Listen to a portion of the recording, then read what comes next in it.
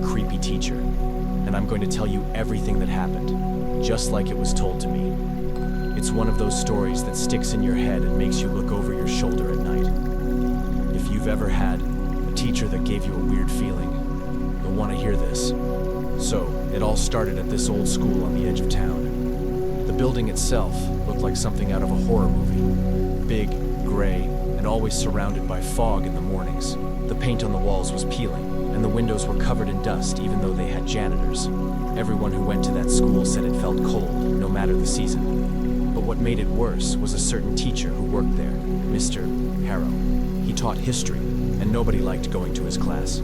He was tall, pale, and always wore this black suit that looked too old-fashioned, like it came from another time. His eyes were this weird shade of gray, almost like they didn't have life in them. He never smiled, ever. He moved slowly like he was floating, and he had this voice that was low and soft, but still somehow it filled the whole room. No one dared to talk when he was speaking. Now, here's where it gets strange. Kids said they heard whispers in his classroom when no one was talking. Some even said they saw shadows moving on the walls when the lights were on. A few students went to the principal about it, but nothing changed. In fact, the kids who complained, they started acting weird, like they didn't sleep or eat properly anymore.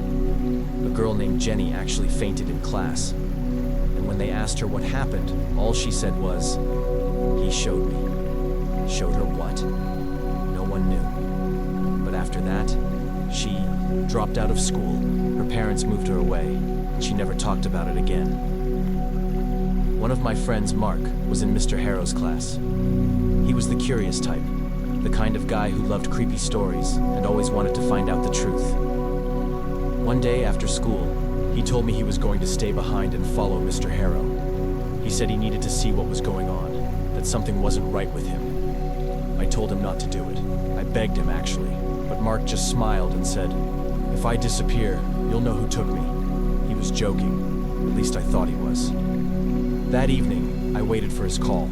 He always called me after we hung out or did something dumb. But this time, nothing. I texted, called, no reply.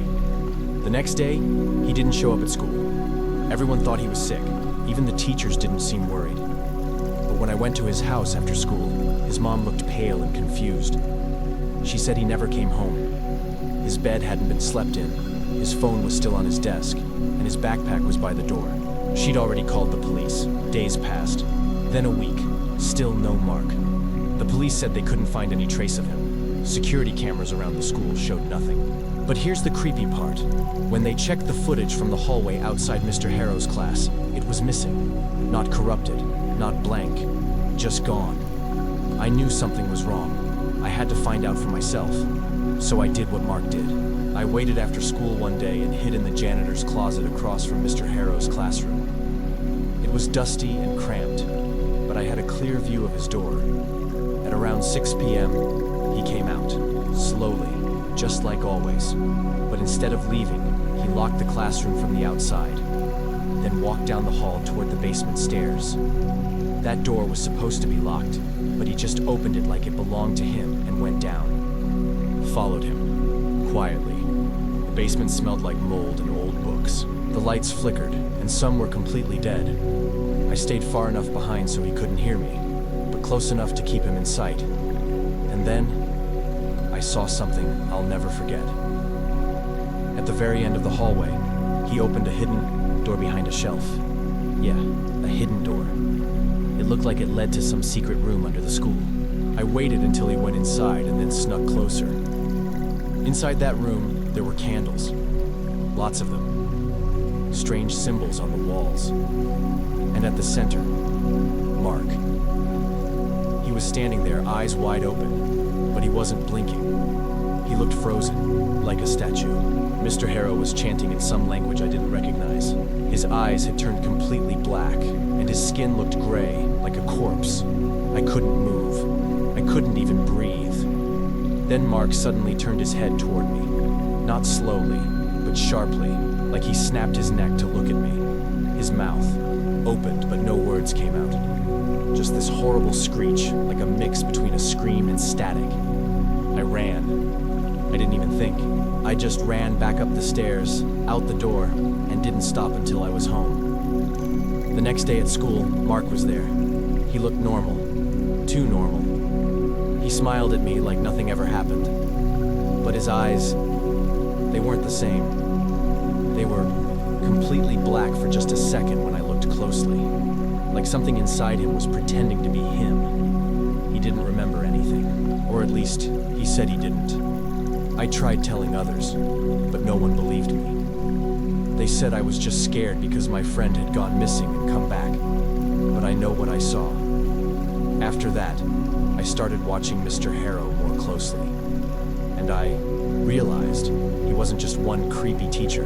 He was something else, something old, something that fed on students' minds, maybe even their souls. And he was still doing it, right under everyone's noses. One night, I snuck back into the school to try and gather proof, but the classroom was empty. The hidden room in the basement, gone. Like it was never there. I even checked behind the shelf. Nothing. A few weeks later, Mr. Harrow suddenly retired. No warning, just gone. And a new teacher took over his class, but students still say they hear whispers in that room. Shadows still move when the lights are on. And sometimes, kids go missing for a day or two, then come back acting just a little bit strange. So if you ever meet a teacher who gives you that creepy feeling in your gut, trust it. Some teachers give pop quizzes. Others, they take something from you that you'll never get back. And if you ever see eyes that go black for just a second, run. Because some lessons you don't want to learn.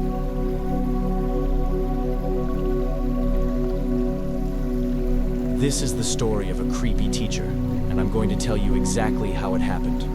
It's not one of those made-up tales you hear at sleepovers. This one is real. At least that's what my cousin Lily swears. And after what I saw myself, I believe her. It happened a few years ago at a small middle school in a quiet town. Nothing exciting ever happened there. People left their doors unlocked, kids rode bikes after dark, and the biggest drama was someone failing a math test. But then came the new teacher, Ms. Clara. She was hired to teach English. Everyone thought she was sweet at first. She wore long skirts, soft sweaters, and always had her hair in a neat bun. She smiled a lot and spoke in a calm voice, the kind of person you'd expect to work at a library or run a tea shop. But from day one, Lily told me something about Miss Clara just didn't feel right. Lily was in her class, and she said Miss Clara never blinked during class, not once. She would just stare at the students as they read out loud, her eyes wide and glassy like a doll's. Sometimes, she would write strange symbols on the board instead of real words, and when someone asked about them, she'd smile and say, "You'll understand in time." That alone gave me chills, but Lily said it got worse. One day, Miss Clara asked the class to stay late after school for a special reading session. Only 5 kids stayed behind, including Lily. She told me the room felt darker, even though the lights were on. Miss Clara pulled out this old book, covered in dust, with no title on the front. The pages were yellow and smelled like they'd been buried underground. She opened it and began to read. Not in English, though. Not in any language Lily had ever heard. It sounded like whispers and clicking noises, like insects crawling inside your ears. The other kids just stared at her like they were in a trance. Lily said she felt her head getting heavy, her arms too tired to move.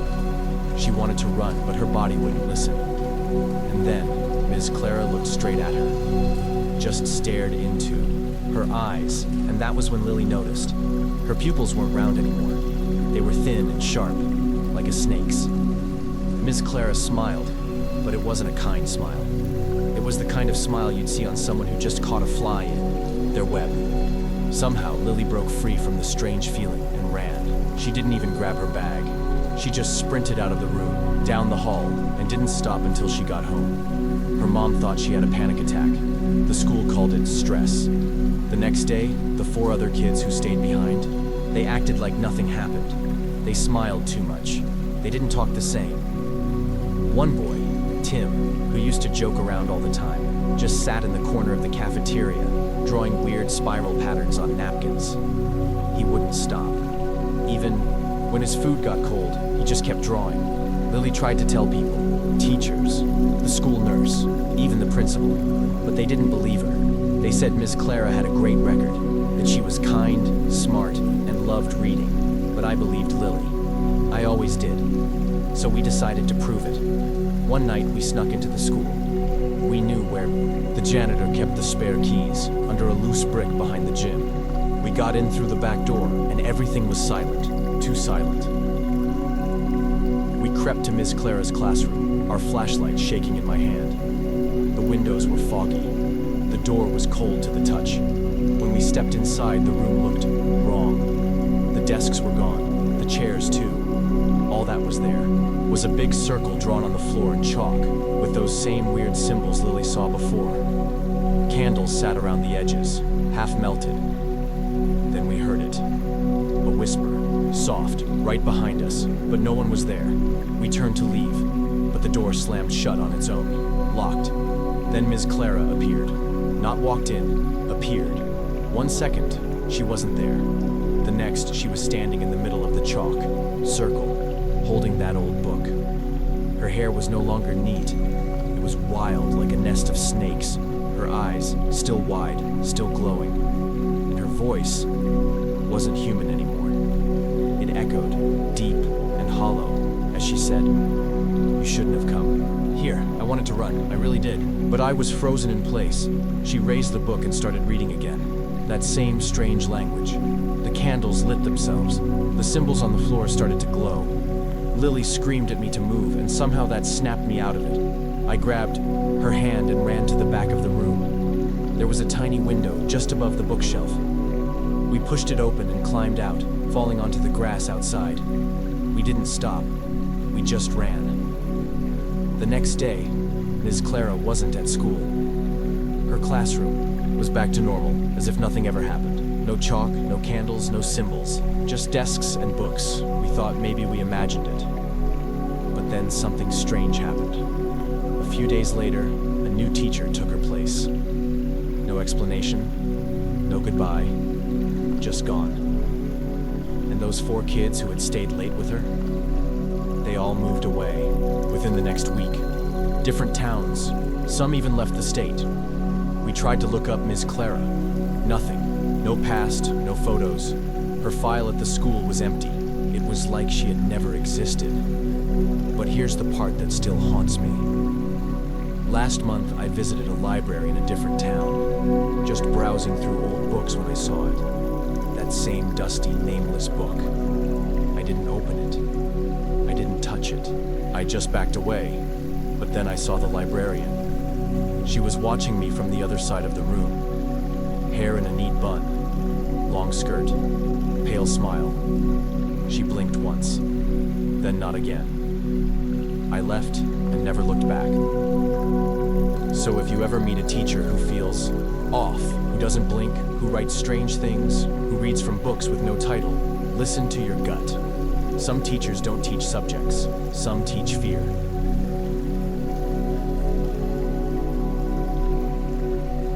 This story is about a creepy teacher, and I'm going to tell you what really happened. It's not just some scary tale made up for fun. This one is true, or at least, that's what everyone says who was there.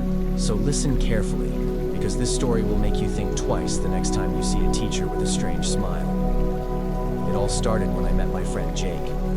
Jake was a good student, but a bit shy, and he told me about his new teacher, Mr. Collins. Jake said, "You wouldn't believe how weird Mr. Collins is." He wasn't joking. Mr. Collins was the kind of teacher who made the whole class feel nervous just by walking in. He was tall and thin, with pale skin and dark eyes that looked like they were always watching, even when you weren't looking at him. Mr. Collins taught science, but he never talked about science like other teachers. Instead, he would tell stories, strange, stories about shadows, lost souls, and things no one had ever seen before. The other kids thought it was weird, but didn't say anything. Jake told me that sometimes during class, Mr. Collins would just stop and stare at a student for a long time, as if he was trying to see inside their mind. One day, Jake said something happened that scared him more than anything else. The school had a tradition where teachers let students stay after school for extra help or to work on projects. Jake stayed late one day because he had questions about a project, and he ended up alone with Mr. Collins in the science lab. At first, everything seemed normal. Mr. Collins talked quietly, helping Jake with his work. But then, the lights started flickering. Jake said the room got cold, even though it was a warm spring day. Then Mr. Collins stood up, closed the door, and told Jake to look at the cabinet at the back of the room. Jake walked over, and when he opened the cabinet, he saw a collection of old objects. Some looked like ancient bones, others like broken dolls, and one jar filled with a dark liquid that moved on its own. Jake wanted to close the door and run, but Mr. Collins said, "These are the things that remind us of what lies beyond our world." That's when Jake realized Mr. Collins wasn't just a teacher. He was something else, something dangerous. Suddenly, Mr. Collins whispered in a voice that wasn't his own. The shadows in the room stretched and moved like living creatures. Jake felt frozen, unable to move or speak. The dark liquid in the jar bubbled and hissed, and the bones started to rattle as if they were alive. Jake's heart was pounding so loud he thought Mr. Collins could hear it. But then, as quickly as it started, everything stopped. The shadows went back to normal. The lights stopped flickering. Mr. Collins smiled a thin, sharp smile and said, "You saw nothing. Now go home." Jake didn't argue. He ran out of the school and didn't look back until the next day. After that night, Jake changed. He stopped talking to me. He looked tired all the time, and sometimes I thought his eyes looked like Mr. Collins's, dark and empty. Then, 1 week later, Jake didn't come to school at all. No one heard from him. His parents said he was sick, but after 2 weeks, the school started asking questions. One day, I went to Jake's house. His mom looked worried, but told me Jake had disappeared. No note, no clues, just gone. The police searched, but they couldn't find anything. It was like Jake vanished into thin air. I wanted to believe Jake was safe, but deep down, I knew the truth. I knew it had something to do with Mr. Collins. I decided to do something I never thought I would. I went back to school after hours to look for answers. The school was dark and silent. The hallway smelled like old wood and forgotten memories. I made my way to the science lab. The door was locked, but I found a window that was open just enough to squeeze through. Inside, the room was cold, and the shadows seemed thicker than normal. I saw the cabinet at the back, the one Jake told me about. I opened it slowly, and everything was gone. No bones, no dolls, no jars, just empty shelves. I felt a chill run down my spine. Then I heard a soft voice behind me. Curiosity is a dangerous thing. I turned around slowly. There stood Mr. Collins, but this time his face wasn't the same. His eyes were completely black, and his smile was wider, showing teeth that looked sharper than human. "I warned you to stay away," he said. I wanted to run, but my feet wouldn't move. He stepped closer and whispered, "Some lessons cost more than you think." I don't remember how I got out of there. All I know is I ran until I was outside, gasping for air. When I looked back, the window was closed. The room was just a normal science lab again. After that night, Mr. Collins disappeared too. The school said he left suddenly for personal reasons. No one asked questions, but I still feel like he's watching. Sometimes I see shadows in the corners of my room, and I hear soft whispers when everything else is silent. Jake never came back, and I don't think he ever will. So if you ever meet a teacher who seems too strange to be real, who watches you like they know your secrets, be careful. Because some teachers don't just teach lessons from books. They teach lessons that can trap you forever.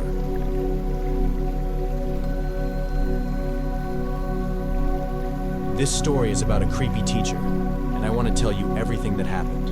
It's not just a scary story for fun. This is something real. At least, that's what everyone who lived it says. So sit tight and listen closely because you won't want to miss a single detail. It all started when my friend Emma got a new teacher named Mr. Reynolds. Emma was in 8th grade, and Mr. Reynolds was supposed to be the new history teacher. At first, people thought he was normal enough. He was middle-aged, wore dark clothes, and had thick glasses that made his eyes look bigger. But there was something about him that just didn't feel right. Emma said. "He's different. Like he's watching more than just the class." The strange things began the very first week. Mr. Reynolds would ask weird questions that didn't have anything to do with history. Like, have you ever seen shadows move on their own? Or, do you believe people can disappear without a trace? The class would laugh it off, but Emma told me she felt chills every time he said things like that. One day, Emma told me about something that happened during class. Mr. Reynolds brought an old, dusty book with no title. He said it was a special book that contained forgotten stories of the past, the kind of stories no one else dared to tell. He read from it quietly, but his voice was strange, soft but powerful, like he was casting a spell.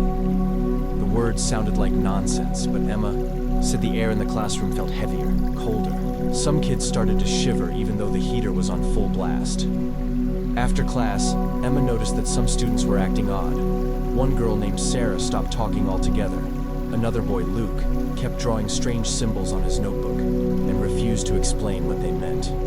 Then came the day Emma stayed late after school to ask Mr. Reynolds a question about a history project. She was alone in the classroom with him, and that's when everything got really creepy. The lights flickered, and the windows fogged up. Mr. Reynolds closed the door and told Emma to sit down. He opened the strange book again and said, "Tonight, I will show you something special." He began to read from the book, but this time, Emma understood the words were not English or any language she knew. The words seemed to curl and twist in the air like smoke. Suddenly, the classroom around them started to change. The walls looked like they were made of old stone, and shadows danced in the corners. Emma felt like she had stepped into another place, dark, cold, and very, very quiet. Mr. Reynolds' eyes glowed faintly, and his voice grew deeper. He told Emma that the book was a door to another world, one where lost souls wandered and secrets waited to be uncovered. Emma wanted to leave, but her legs wouldn't move. It was like something invisible held her down. Then Mr. Reynolds reached out his hand. "Come closer," he said. She shook her head, terrified. Suddenly, the shadows lunged at her, cold and sharp. She screamed and closed her eyes. When she opened them, she was alone in the empty classroom. The book was gone. The lights were back to normal. Emma ran out of the school, heart pounding. After that night, things got worse. Sarah and Luke started to disappear. No one saw them leave, and no one found them anywhere. The police searched, but found nothing. It was like they vanished into thin air. Emma stopped going to school. She was scared Mr. Reynolds would come for her next. One day, I went with her to the school to see if we could find any answers. The school felt different, darker, like it was hiding something. We sneaked into the classroom where Mr. Reynolds taught. The old book was back on the desk. I reached out to touch it, but the moment my fingers brushed the cover, the room went icy cold. The shadows on the walls moved closer, and I heard a voice whisper, "Leave now." We didn't wait. We ran. The next day, Mr. Reynolds was gone. The school said he left without warning. No one knew where he went. But the strange things didn't stop. People said they saw shadows moving in the hallways, heard whispers when no one was around, and sometimes, when the lights flickered, you could see a pale face watching you. Emma moved away soon after. She never wanted to talk about what happened, but I still wonder if Mr. Reynolds ever really left.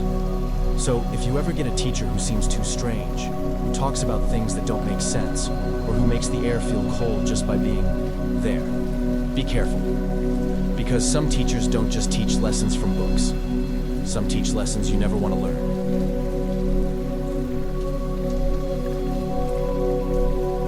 This story is about a creepy teacher, and I'm going to tell you exactly what happened. It's not just some made-up tale to scare you. This is something real, or at least that's what people say who were there. So listen carefully, because once you hear this, you might start looking at teachers differently. It all began with my friend Daniel. He was a quiet kid, but he was smart and loved school. One day, a new teacher came to their high school. His name was Mr. Blackwood. From the moment Daniel met him, he felt something was off. Mr. Blackwood was a tall man, always dressed in black clothes, even on hot days. He had cold blue eyes that seemed to pierce right through you. His voice was soft but had a strange echo, like it wasn't quite human. The students whispered that he was odd, but no one dared say it out loud. Daniel told me the first time Mr. Blackwood stepped into the classroom, the air changed. It became heavy and hard to breathe. The windows fogged up, even though it was a dry day outside. He started the lesson by talking about old legends and dark secrets, but not the kind you learn in history books. He spoke of things hidden in the shadows, things people were too scared to remember. At first, the class thought it was just a strange way to teach, but soon, weird things started happening. Daniel said sometimes when Mr. Blackwood looked at a student, that student would suddenly stop paying attention and seem lost in a trance. A few kids said they had strange dreams after class. Dreams filled with dark forests, whispering voices, and eyes watching from the trees. One afternoon, Daniel stayed after school to finish some homework. Mr. Blackwood was still there, packing up his things. Daniel asked a question about an assignment. Mr. Blackwood smiled, but it wasn't a friendly smile. It was cold, almost cruel. "Stay a little longer," Mr. Blackwood said softly. Daniel hesitated but nodded. The classroom was empty except for them. Mr. Blackwood closed the door behind him and walked to the blackboard. Then he started drawing strange symbols, circles with lines, shapes that looked like eyes or spiders. Daniel didn't understand what they meant. Suddenly the lights flickered and the temperature dropped. Daniel felt a chill crawl down his spine. Mr. Blackwood looked at him with those cold blue eyes and said, "You have the gift, Daniel. You can see what others cannot." Daniel's heart pounded. He didn't know what the teacher meant. Mr. Blackwood then opened his bag and pulled out an old leather-bound book. The cover was cracked, and it smelled like something old and forgotten. He opened it and began to chant words that sounded like a mix of Latin and something else Daniel had never heard. The room darkened. Shadows grew long and twisted on the walls. Daniel could see shapes moving inside the darkness, faces that weren't human, eyes that glowed red. He wanted to scream but couldn't. Then Mr. Blackwood stopped chanting. The shadows vanished, and the classroom returned to normal. "Tomorrow, you will come with me," Mr. Blackwood said. Daniel was terrified but didn't know what to say. That night, Daniel couldn't sleep. His dreams were full of the dark forest, again, with eyes following him and whispers calling his name. When morning came, he didn't want to go to school, but he did. After the last bell, Daniel met Mr. Blackwood in the school parking lot. The teacher led him to an old building behind the school. It looked abandoned, with broken windows and a rusty gate. Inside, it was darker than anywhere Daniel had ever been. The walls were covered with strange drawings and symbols. There were candles burning, and the smell of something burning filled the air. Mr. Blackwood told Daniel to sit and open the old book again. He said, "Tonight, you will see the truth. You will learn what you are meant to become." Daniel didn't understand, but he was too scared to leave. As Mr. Blackwood read from the book, the shadows returned, wrapping around Daniel like cold hands. He felt himself falling into the darkness. Suddenly he woke up. He was back in his bed at home. It was morning. Was it all a nightmare? But when Daniel got to school, things were different. His friends said he wasn't the same. His eyes looked strange, darker, and sometimes glowing faintly. He spoke less and seemed to know things he shouldn't. Then, one day, Daniel didn't come to school. No one knew where he went. After that, Mr. Blackwood vanished too. The school said he resigned and moved away without telling anyone. But strange things kept happening. Students said they saw a tall man in black watching from the shadows at school. Lights flickered during class. Some felt cold spots where no heat should be. One day, I found the old book in the school library's lost and found. It was hidden behind some dusty history books. I opened it and felt the same chill Daniel described. I quickly closed it and left it there. I don't know what happened to Daniel or Mr. Blackwood.